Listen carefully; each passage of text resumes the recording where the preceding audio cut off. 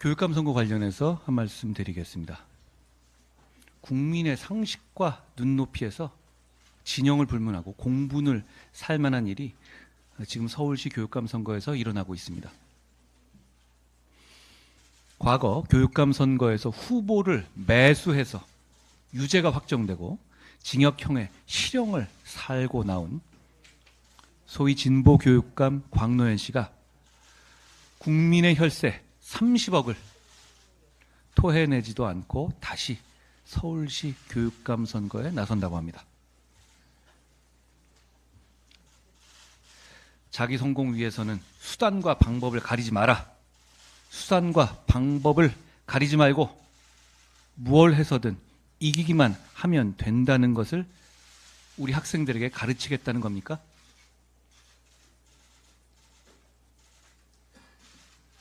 여러분, 진흙 레슬링에도 눈을 찌르지 말라는 정도의 기본적인 룰은 있습니다. 이건 교육감 선거 자체를 최악의 정쟁의 늪으로 빠뜨리는 행동입니다. 다른 범죄도 아니고 상대 후보를 돈으로 매수한 것 아닙니까? 광노현 씨의 등장은 근래 역사에 기록될 만한 최악의 비교육적인 장면입니다. 우리 국민의힘의 나경원 의원이 소위 광노현 방지법을 발의했다는 점 말씀드립니다. 그리고 이거 하나 더 물어보고 싶습니다. 교육감 출마하려면 기탁금 내야 하잖아요. 그 돈은 어디서 나옵니까? 선관위에서 광노현 씨가 압류할 재산이 없어서 국민의 혈세 30억 압류하지 못하고 있다고 말씀하고 있죠. 그러면 기탁금을 낸 효과가 없을 거고요. 일단 30억부터 회수한 다음에 광노현 씨가 출마하는 것 자체를 생각해 봐야 하는 문제입니다. 그러니까 법을 새로 만드는 것을 떠나서 일단 기탁금부터 내면 그걸 계속 당국은 압류하고 강제 집행해야 합니다. 그게 정의와 상식에 맞는 것이죠. 대한민국 사법 시스템을 부정하는 민주당의 선동 정치가 점입 가경입니다. 그저께는 민주당 출신 우원식 국회의장이 평산마을에 가서 문재인 대통령을 예방했고, 어제는 이재명 대표와 민주당 지도부가 봉화마을에서 권양숙 여사, 평산마을에서 문재인 대통령을 만났습니다. 왜 하필 지금 민주당 대표와 민주당 출신 국회의장이 연이어 전직 대통령을 만나러 갔는지 몹시 궁금합니다. 저는 민주당의 일관된 메시지는 검찰 수사 자체를 부정하고 대한민국 사법 시스템을 부정하는 것입니다. 이재명 대표와 문재인 대통령을 둘러싼 여러 의혹에 대해 수사와 재판으로 진실이 밝혀지더라도 그 결과를 인정하지 않고 불복하기 위한 사법 리스크 방탄동맹 빌드업은 아닌지 심히 우려스럽습니다. 누차 말씀드리지만 문재인 대통령 일가는 본인들에 대한 수사와 재판에 성실히 임하시면 됩니다. 과거 문 대통령께서 하신 말씀 그대로 그냥 법대로 하시면 됩니다.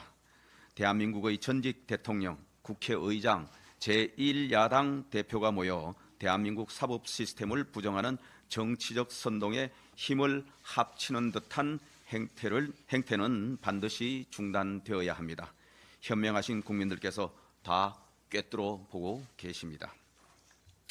조희연 전 교육감의 대법원 유죄 판결로 다음 달 서울시 교육감 보궐선거가 열리는데, 여기에 14년 전 대법원 유죄 판결로 교육감직을 상실했던 광노현 전 교육감이 다시 출마한다고 합니다. 광노현 전 교육감은 14년 전 상대 후보를 2억 원에 매수한 죄로 교육감직을 상실했습니다. 하지만 14년이 지난 지금까지도 당선 무효에 따른 선거 보존 비용 30억 원 이상을 반납하지 않았습니다. 그러면서 또 선거에 출마한다니 참 양심도 없습니다. 가히 대한민국의 교육을 조롱하는 후한무치의 끝판왕입니다. 광노현 전 교육감은 아직도 사법부의 판결을 부정하고 있습니다. 그러고 보면은 수사와 재판, 대한민국 사법 시스템을 부정하는 민주당과 좌파 진영의 철면피 선동은 유구한 전통을 갖고 있습니다.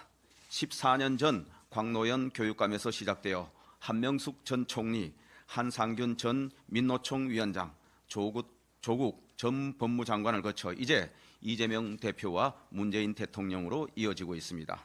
상대 진영에는 특검이니 탄핵이니 온갖 수단을 동원해서 몰아세우고 자기 진영에는 검찰과 법원의 잘못으로 뒤집어 씌우는 민주당의 내로남불 정치는 당장 중단되어야 합니다. 이상입니다. 얘기 드리겠습니다. 추경호 원내대표께서 광노현 전 교육감에서부터 시작된 유구한 민주당의 방탄 동맹에 대한 얘기가 있었습니다. 그 방탄 동맹에서 빠져야 할 사람이 꼭 한 명 있습니다. 그것은 바로 국회의장입니다. 대통령은 당선되어도 당적을 이탈하지 않습니다. 그러나 국회의장은 당선되면 당적을 이탈합니다. 이것은 무슨 얘기냐라고 하면 대통령에게 요구되는 정치적 중립보다 국회의장에게 요구되는 정치적 중립이 훨씬 더 강하다라고 하는 의미가 되겠습니다. 전 세계 나라들 가운데에서 전 세계 의회 가운데에서 의장의 당적 이탈을 하는 대표적인 나라는 영국 의회가 되겠습니다. 미국 의회나 이런 곳은 그렇지 않습니다. 우리는 영국 의회의 모범을 따르고 있는 것이다. 이렇게 얘기 드릴 수가 있고요. 영국 의회의 경우에는 의장의 강한 중립적 사회자로서의 권위는 인정하지만 그러나 그 대신 의장은 정치인들이 밥 먹는 자리에도 가지 않습니다. 혹시 정치적 중립이 훼손될까 봐 의장이 그렇게 삼가하는 것입니다. 그런데 피의자로 적시된 전직 대통령의 집을 방문하고 검찰에 대해서 검찰의 모습을 우려한다라고 하는 말을 하는 것을 보면 과연 의장의 중립성에 대한 의식이 있는지 정말 질문하지 않을 수 없습니다. 비단 이번뿐만이 아닙니다. 국보법 위반자가 대통령에 대한 탄핵 청원을 올리자 서브를 정설하겠다라고 얘기한 바가 있습니다. 뿐만 아닙니다. 민주주의라고 하는 것은 결국은 규범을 지키고 자제하는 것이 결국 민주주의를 지켜나가는 것인데 우리의 국회의장은 민주당이 법사위원회와 운영위원회를 다 가져가는데 앞장서서 사회를 보기도 했습니다. 다시 한번 촉구드립니다. 국회의장은 의원들로부터 인사받는 자리가 아니고 중립을 지켜야 하는 자리다라는 말씀 올리겠습니다. 이상입니다.